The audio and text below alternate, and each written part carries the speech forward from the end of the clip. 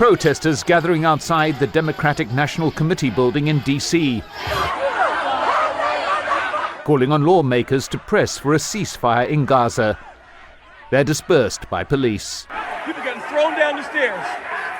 The folks in that building tonight, the folks in Democratic leadership have not been listening to the 80% of us from our diverse communities that support a ceasefire and to stop this genocide of Palestinians. Some Democrats have started to listen. Here a group of the party's progressives appear on the podium. Thank you all for being here.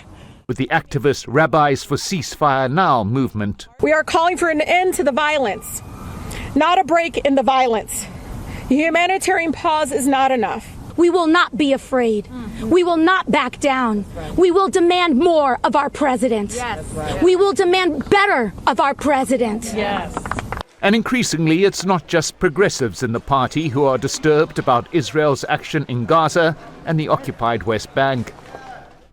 48 Democrat members of Congress signed this letter sent to the Secretary of State, demanding that the administration press Israel to stop restricting fuel deliveries into Gaza, arguing the lack of energy could result in a massive public health crisis. Among the signatories, 3 Jewish representatives.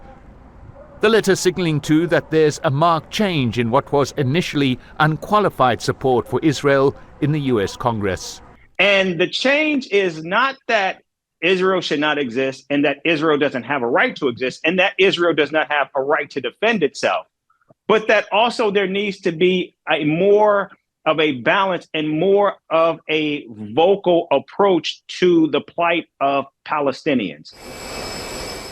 To date, the Biden administration has largely parroted the Israeli government's line on a number of issues, in particular the opposition to a ceasefire. Free Palestine! The question is, how long can it ignore the voices of rank-and-file Democrats, let alone what polls indicate is an increasing number of voters who are calling for a reset in U.S. Israel policy?